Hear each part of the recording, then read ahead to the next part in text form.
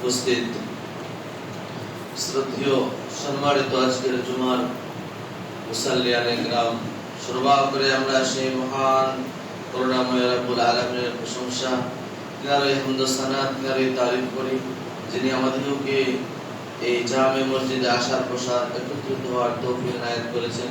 তাই সকলে মিলে একবার বলে আলহামদুলিল্লাহ। তারপরে পরে আমাদের ধর্মের গুরু, ধর্মের নেতা, সর্বকালের সর্বযুগের সর্বশ্রেষ্ঠ মহামানব জনাবে মুহাম্মদুর রাসূলুল্লাহ সকলে বলি সাল্লাল্লাহু আলাইহি ওয়াসাল্লাম, তিনার প্রতি সহস্র শান্তির ধারা বর্ষিত হোক। আল্লাহুম্মা সাল্লি আলাইহি ওয়া সাল্লিম বারিক আলাইহি। আমি আপনাদের সম্মুখে পবিত্র কালামুল্লাহ থেকে দুই জায়গা থেকে দুইটা আয়াত তেলাওয়াত করেছি। সেই আয়াতকে কেন্দ্র করে আমি আমার সংক্ষিপ্ত তথ্য বলে বিবরণ করে দেওয়ার চেষ্টা করিব ইনশাআল্লাহুল আজিজ। ওয়া তৌফিক ইল্লা বিল্লাহ, আলাইহি তাওয়াক্কালতু ওয়া ইলাইহি উনীব। সেই বিষয় হচ্ছে আমাদের যে মাহে রমজান চলতি মাস, সেই বিষয়ের উপর গুটি কিছু আলোচনা আপনাদের সামনে উপস্থাপন করব ইনশাআল্লাহ। আজকে আমাদের এই রমাদান মাসের দ্বিতীয় জুমা মসজিদ, আল্লাহ পাক রব্বুল আলামিন আমাদেরকে একত্রিত করিয়েছেন এই জুমা মসজিদে। রমাদান আমরা ধারাবাহিকভাবে রমজান মাসের সিয়াম ধারাবাহিকভাবে ইনশাআল্লাহ আমরা পালন করছি। তবুও কিছু আলোচনা। রমাদান শব্দের অর্থ হচ্ছে র মিম জাদ, যার অর্থ হচ্ছে পুরানো, জ্বালানো, পুড়ে ছারখার করা। আপনার যে গুনাহ করেছেন আপনি, সেগুলো পুরানো, জ্বালানো, পুড়ে ছারখার করে দেওয়া হচ্ছে। রমজ কোথা থেকে নির্গত হয়েছে। আমরা এই যে সিয়াম পালন করছি, রোজা পালন করছি, বুখারী মুসলিমের হাদিস থেকে প্রতীয়মান রাসূলুল্লাহ সাল্লাল্লাহু আলাইহি সাল্লাম বলছেন, কোন মানুষ যদি ঈমানের সহিত সহি সালামতে এই মাসকে পেল এবং সে পুঙ্খানুপুঙ্খভাবে রোজাটাকে ভালোভাবে পালন করলো, তাহলে তার পূর্বের গুনাহকে মাফ করে দেওয়া হবে। সে আয়াতে, সে হাদিসে আবার বলছেন কেউ যদি এই মাসে কন্টিনিউ ভাবে তারাবির সালাত আদায় করে, তার পূর্বের গুনাহকে মাফ করে দেওয়া হবে। তারপরে বলা হলো আবার কেউ যদি এই মাসের লাইলাতুল কদরকে পেল আর সে রাতটা জাগ্রত ভাবে ইবাদত বন্দেগীতে কাটালো, ইবাদত বন্দেগীতে গুজার পাস করলো, আল্লাহ পাক নবী সাল্লাল্লাহু আলাইহি সাল্লাম বলছেন যে তার পূর্বের গুনাহকে মাফ করে দেওয়া হবে। তাহলে লাইলাতুল কদর পেল, তারাবি পড়লো, সিয়ামকে রাখলো, এই দিনটা মানে করলো, তার পূর্বের গুনাহ মাফ করা হবে। এখানে দুইটা শর্ত রয়েছে। মাফ যে আল্লাহ পাক রব্বুল আলামিন করবেন, এখানে দুইটা শর্ত রয়েছে। এক নাম্বার আপনার ঈমান, ঈমানকে আপনাকে সতেজ রাখতে হবে। এক নাম্বার। দুই নাম্বার হচ্ছে আপনার নিয়াত, নিয়াতকে ঠিক করে রাখতে হবে, খালেস নিয়ত রাখতে হবে। খালেস নিয়তে ইবাদতটা গুজার পাস করতে হবে, ইবাদত গুজার করতে হবে। খালেস নিয়তে আপনাকে কাজ করতে হবে, আল্লাহর ইবাদত করতে হবে। তাহলে এখানে মানুষের নিয়ত যদি ঠিক না থাকে, তাহলে তার ইবাদত হবে না।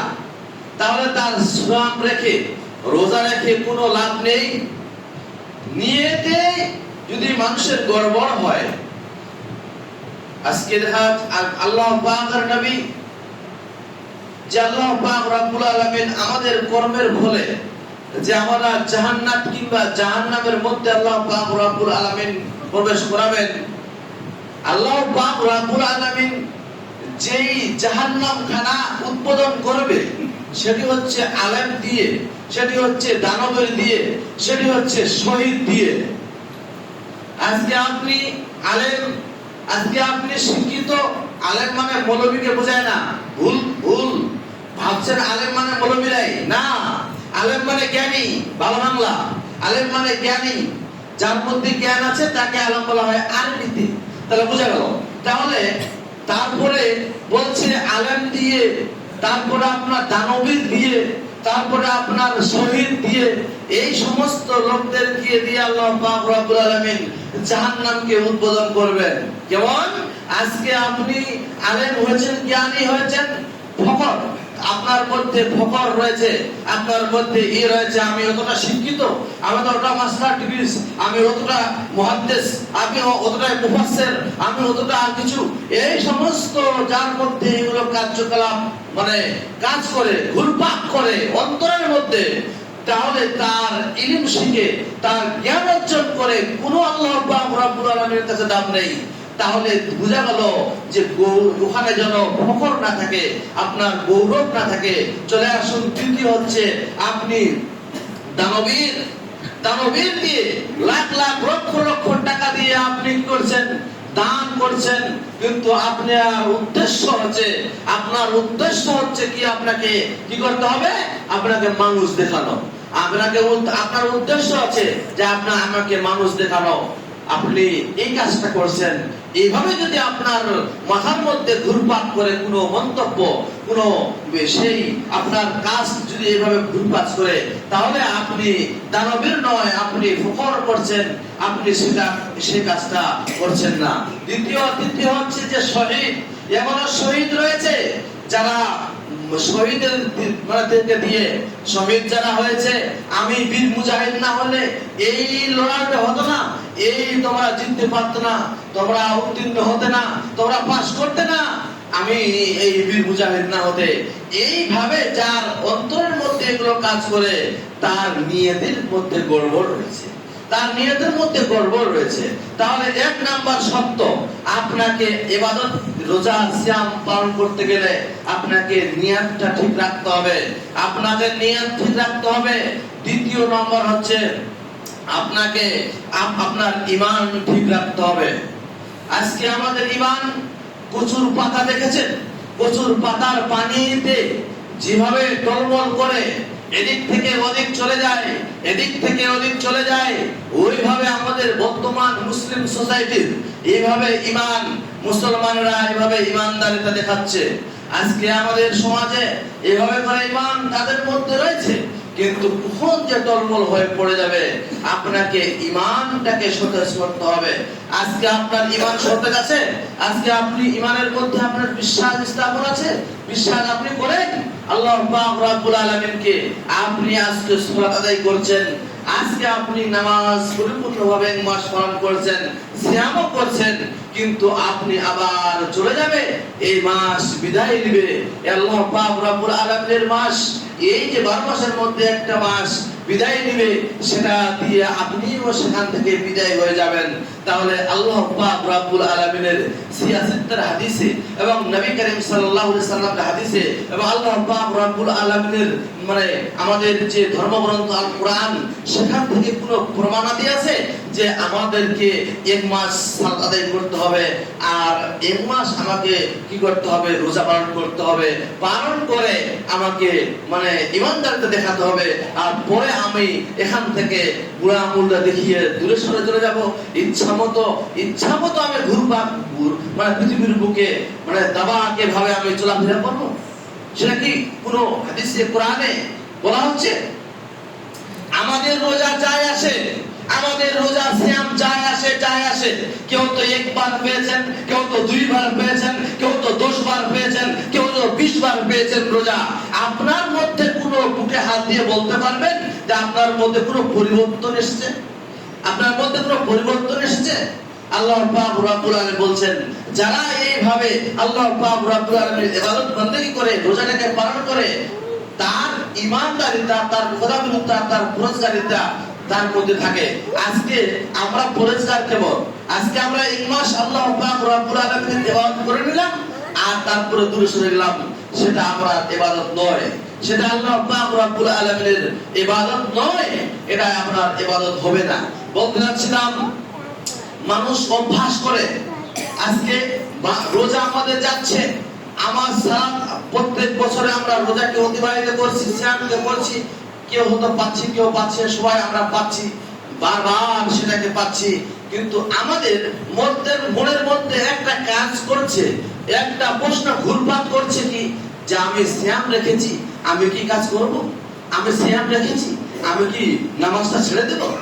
এই যে আপনি মনে করেন যে আপনি নামাজ পড়েছিলেন না, সালাত আদায় করছিলেন না, কিন্তু আল্লাহ পাক রব্বুল আলামিনের এই মাসকে পেয়ে আপনি সামনের দিকে এগিয়ে এসেছেন বলে আপনি ইবাদত করছেন, তা বলে আপনি ছেড়ে দিবেন? আপনার মাথায় ঘুরপাক করছে যে আমি সিয়াম রেখেছি, আমি কি সুদ খাবো? আমি সিয়াম রেখেছি, আমি কি ঘুষ খাবো? আমি সিয়াম রেখেছি, আমি কি মানে কোরআন তেলাওয়াত করব না? আমি সিয়াম রেখেছি, আমি কি এগুলো মানে পাপ জেনা করব, ব্যভিচার করব? এইগুলো কাজ আপনার মাথার মধ্যে ঘুরপাক খাচ্ছে, এখন খাচ্ছে। সেই পাপটা যেন, সেই পশুটা যেন আপনার সারা বছর, যেন আপনার সারা জিন্দেগি পর্যন্ত ঘুরপাক খায়, তাহলে আপনি ঈমানদার, নচেত আপনি ঈমানদার নয়। আপনাকে এই ঘুরপাক প্রশ্নটা যেন আপনার ঘুরপাক খায় যে আমি এখন করছি, এখন এই কাজটা করছি, কিন্তু পরে আবার ছেড়ে দিব, না, আপনি ঈমান নাই। এখান থেকে খোদা বিরুদ্ধা, এখান থেকে পরহেজগারিতা, এখান থেকে আল্লাহ পাক রব্বুল আলামিনের মানে ভীতি, ভয় ভীতি অর্জন করা যায় না। অর্জন করা যায় কোথা থেকে? যেটাকে আপনি এই ব্যাপারে আপনি এখন ধারাবাহিক ভাবে এটা কাজটা চালাচ্ছেন, কিন্তু আপনি এখানে এটা অভ্যাসে পরিণত করতে পারেন, অভ্যাসে পরিণত পারেন। আজকে যদি একটা যুবক ছেলেকে আমি বলি, ধরেন একটা ছেলেকে বললাম তুমি সিগারেট খাচ্ছ কেন সিগারেট খাচ্ছ? ও বলবে অভ্যাস হয়ে গেছে। ওকে না, যুবকটাকে নয়, এটা বাবাজিকে বলেন ফেরতি কোচলাচ্ছ কেন? অভ্যাস হয়ে গেছে। আরে আপনার অভ্যাস হয় না, আপনার অভ্যাস হয় না যে আপনি 30 দিন সালাত আদায় করবেন, 30 দিন নামাজ পড়বেন, 30 দিন তারাবি পড়বেন, তা আপনার অভ্যাস হয় না। এটা আপনার কেটে যাচ্ছে কেন? উদাহরণটা মারাত্মক বুঝতে হবে। আপনার পাপ জাতীয় কাজগুলো আপনার অভ্যাসে পরিণত হচ্ছে, আর আপনার এটা অভ্যাস হয় না, আপনার এটা অভ্যাস হয় না যে আমি সালাতটাকে আদায় করি। এটা অভ্যাস হওয়ার দরকার, নিশ্চয়ই আপনার দরকার। আপনি যদি মুমিন হন, আপনি যদি পরহেজগার অর্জন করেন, আপনি যদি খোদাবিরুদ্ধ হন, আপনি যদি আল্লাহকে খাস নিয়তে কি করেন, ভয় করেন, তাহলে নিশ্চয়ই আপনার এটা ভয় চলে আসবে। এটা ভয় চলে আসবে যে আমি ইবাদত করছি, আল্লাহ পাক রব্বুল আলামিনের ইবাদত যেগুলো আমি এগিয়ে আসছিলাম, এগুলো বলে আপনি যদি নিজে না পরিবর্তন হয়, আপনাকে কেউ পরিবর্তন করবে না। প্রমাণ সূরা নাজ আয়াত নাম্বার 11, ইন্নাল্লাহা লা ইউগাইয়িরু মা বিকাওমিন হাত্তা ইউগাইয়িরু মা বিআনফুসিহিম। এখানে আল্লাহ পাক রব্বুল আলামিন বলছেন ইন্নাল্লাহা লা ইউগাইয়িরু মা বিকাওমিন, আল্লাহ পাক রব্বুল আলামিন কোন জাতিকে পরিবর্তন করেন না যতক্ষণ পর্যন্ত নিজেরা পরিবর্তন হয়। আপনি পরিবর্তন হবেন না কেন? আল্লাহ পাক রব্বুল আলামিন থেকে প্রমাণ হচ্ছে সূরা নাজের 11 নম্বর আয়াতে তুলুন, সেখানে মানাটা রিটেস ভাবে লেখা আছে ইন্নাল্লাহা লা ইউগাইয়িরু মা বিকাওমিন হাত্তা ইউগাইয়িরু মা বিআনফুসিহিম। তাহলে বুঝতে পারা যায় যে আল্লাহ পাক রব্বুল আলামিন পরিবর্তন, আপনাকে পরিবর্তন হতে হবে। আপনি যদি মনে করেন যে আমি রেগুলারে দাঁড়িয়ে যাচ্ছি, ওখানে গিয়ে সামনে গিয়ে চলে আসছি, তা আপনি যদি ভাবেন না আমি এটা কাটবো না, আমি রেখে দিলাম, আপনি রাখতে পারেন তো? এবার আপনি হয়তো ফজরের সালাতে শুয়ে আছেন, কিন্তু মুয়াজ্জিন আসসালাতু খায়রুম মিনান নাওম বলে হাঁকাচ্ছে, আপনি যদি ইচ্ছা করে উঠে আসতে পারবেন, কিন্তু আপনি উঠান না। আবার আপনার অবচেতনা মন আপনাকে যদি আপনার অভ্যাসে পরিণত হয়, যদি আপনার ভালো একদম খালেস নিয়তে আপনার যদি ইমানদারিতা পরিবর্তন হয়, তাহলে আপনাকে এলার্ম দেওয়া লাগবে না, আপনাকে আর কিছু করা লাগবে না, আপনি আপসে আপ চেতন পেয়ে যাবেন, আপনি দিয়ে চেতন পেয়ে যাবেন, কিন্তু আপনার চেতন নেই। চলে আসি নবী করিম সাল্লাল্লাহু আলাইহি সাল্লাম যখন এই মাস আসতো, তিনি দান খয়রাতটা বেড়ে যেত, দান খয়রাতটা বেড়ে যেত। চলে আসুন দান খয়রাতের দিকে। আল্লাহ পাক রব্বুল আলামিন নবী আকরাম সাল্লাম যখন এই মাস পেতেন, তার দান করা, তার যে খয়রাত করতে হবে আল্লাহর রাস্তায়, তার বেড়ে যেত। আমি আপনার পড়েনি, আমি আপনার আজকে বেড়েছে বাড়েনি। আমাদের যদি ইফতার বাড়িতে দেখি, তাহলে খাওয়াটা দেখে মাথা ঘুরে যাবে, খাওয়াটা দেখেই মাথা ঘুরে যাবে। হাজার হাজার টাকা আমরা ক্ষয়ক্ষতি করি, কিন্তু আমরা দানের দিকে নই। পূর্ব দিকের বাতাস, নবী করিম সাল্লাল্লাহু আলাইহি ওয়াসাল্লাম হাদিস থেকে প্রমাণিত হচ্ছে, যেভাবে পূর্ব দিকের বাতাস প্রকৃতিকে উপকৃত করে, অনুরূপ ভাবে পূর্বের হাওয়া, পূর্বের বাতাস যেভাবে প্রকৃতিকে উপকৃত করে, ভালো করে উপকৃত করে, সেইভাবে আল্লাহর নবী সাল্লাল্লাহু আলাইহি ওয়াসাল্লাম দান করাকে বেশি উপকৃত মনে করতেন, দান করাকে বেশি উপকৃত মনে করতেন।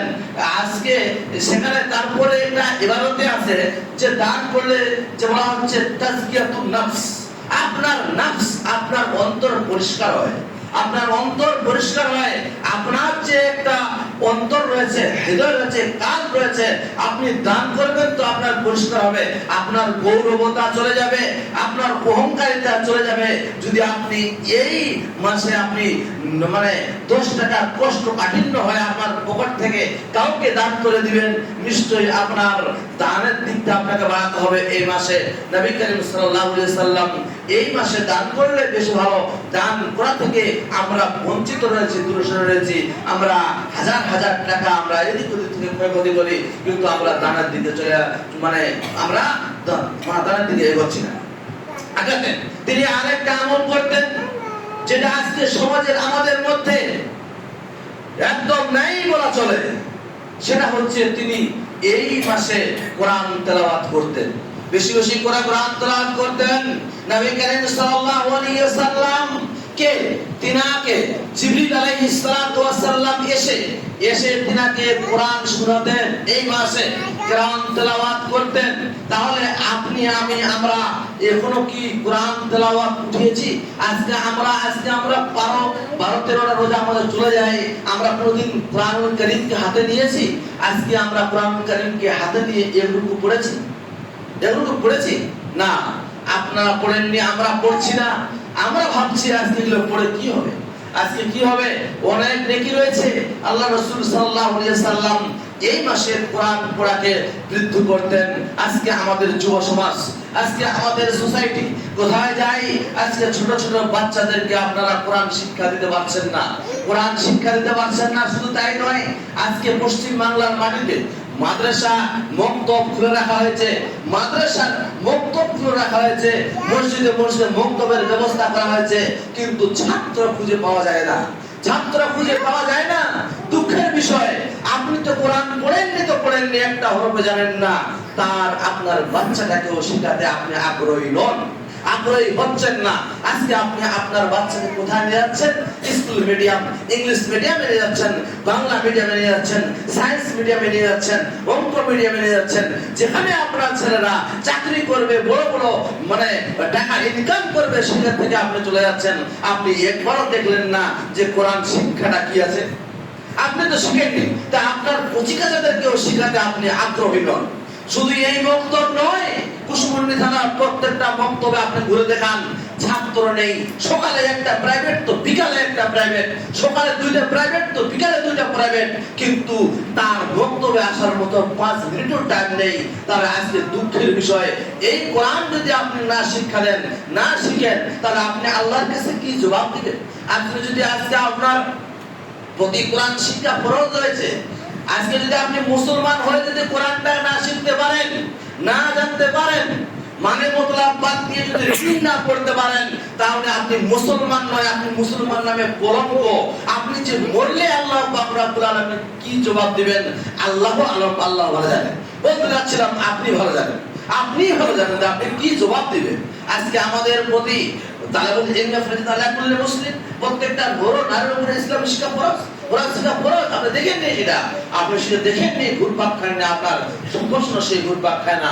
বলতে যাচ্ছিলাম মক্তবের করুণ অবস্থা শুধু এখানে করে নেয়, সব জায়গায় ছাত্র ছাত্রী পাওয়া যাচ্ছে না। আপনার আগ্রহী হন সেইটা কোরআন তেলাওয়াত করার জন্য, কোরআনকে পড়ার জন্য। কোরআন পড়লে আপনার নেকি আছে, আপনার বাংলা ইংরেজি ভূগোল পড়লে আপনার নেকি নেই। বলতে যাচ্ছিলাম কোরআন এবং সিয়াম কি উপকারে আসবে সে বিষয়ে আলোচনা হয়েছে। বলতে যাচ্ছিলাম যে আল্লাহ পাক রব্বুল আলামিন যেন আমাদেরকে এই সিয়াম রমজান মুবারক মাসে, এই মাসে আমাদেরকে যেন বেশি বেশি করে আমরা আমল করতে পারি, বেশি বেশি করে আমরা সালাত আদায় করতে পারি, বেশি বেশি করে যেন আমরা কোরআন তেলাওয়াত করতে পারি। যারা এখনো কোরআনের শিক্ষা আলিফ বা তা কিচ্ছু জানেন না, তাদের প্রতি আগ্রহী, মানে তারা নিশ্চয়ই আগ্রহী হওয়া দরকার এটা শিক্ষার জন্য। যে আল্লাহ পাক রব্বুল আলামিন মধুর বাণী, সেই কোরআনকে আল্লাহ পাক রব্বুল আলামিন নবী করিম সাল্লাল্লাহু প্রতি নাযিল করেছে, সেই বিষয়টা কি, সেই কোরআনটা কি, সেই শিক্ষাটা, সেই বইটা কি আপনি একবারও দেখলেন না। আপনার দেখার প্রয়োজন ছিল। যাই বলতে চাচ্ছিলাম, আমরা যারা এই মাসে সিয়ামকে মনে করছি আমরা অভ্যাসে পরিণত করছি, সিয়ামকে আমরা অভ্যাসে পরিণত করছি, সালাতকে অভ্যাসে পরিণত করছি, সেই সালাত এবং সিয়াম এবং আমাদের জন্য অভ্যাসে পরিণত হয়, কিয়ামত অবধি যেন আমাদের জন্য, আমাদের মৃত্যু অবধি যেন আমাদের জন্য অভ্যাসে পরিণত হয়ে থাকে। একবার শুনলে বলুন আমিন। আল্লাহু মানসুর মান নাসারা দীনাল মুহাম্মদ সাল্লাল্লাহু আলাইহি সাল্লাম। আল্লাহ পাক রব্বুল আলামিন যেন আমাদের গায়ে কয়টা রোজা সহি সালামত যেন আমরা সুস্থ শরীরে পার করতে পারি। সকলে মিলে একবার বলুন আমিন। আল্লাহু মানসুর মান নাসারা